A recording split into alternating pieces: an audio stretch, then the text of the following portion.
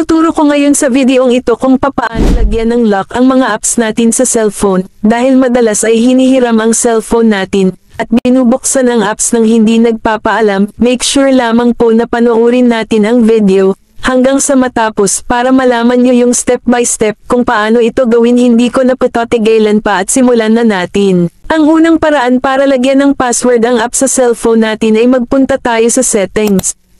Then hanapin ang security and privacy at pindutin ito. Then scroll up lang natin at hanapin ang device and data protection at pindutin ito. Pindutin ang app lock, then bago mabuksan ay itatype muna natin ang password ng cellphone natin. At dito lalabas ang mga apps natin at depende sa atin kung aling apps ang lalagyan natin ng lock. Ang gagawin lang natin ay turn on ang mga napili natin. Halimbawa, lagyan natin itong Facebook natin at i-turn on mo lang ang bilog sa gilid. Pangalawang paraan ay pumunta sa Play Store at pindutin ito.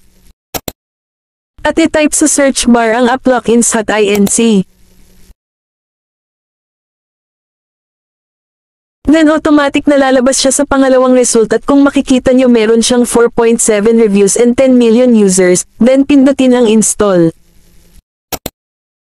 Pag okay na ay pindutin ang open. Then pindutin natin itong start now. Then dito sa draw unlock pattern ay gagawa tayo ng sarili nating unlock pattern na magsisilbing lock sa apps natin para hindi mabuksan ng kung sino. Halimbawa pa letter Z ang security lock na gagawin natin. At ulitin lang natin yung pattern na ginawa natin. Then automatic na maglo-loading ito at lalabas ang mga apps na nakasave sa cellphone natin. Then nakalagay dito ay lock 8. So ibig sabihin lang meron na ditong nakacheck na 8 apps. Kung nakikita natin nandito pa yung app na Facebook, na nilagyan na natin ng security password kanina sa settings at i-try ulit natin siya kung madodoble yung security lock niya. Ang gagawin pa ulit natin ay i-check yung mga apps na gusto pa natin lagyan ng security password pattern. Pag napili na natin ang mga gusto natin lagyan, ay pindutin lang natin itong lock sa ibaba. Then dito sa permission required, ay para ma-activate ay pindutin muna natin itong display over the other apps.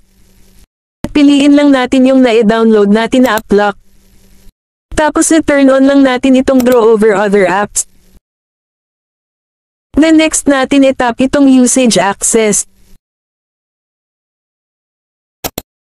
Then pindutin lang natin itong allow usage access. Pagkatapos ay makikita nyo dito yung mga applications na pinili natin kanina na i-lock para hindi mabuksan ang kung sinong humiram ang phone natin. Ganon din yung mga naka-unlock na apps sa device natin.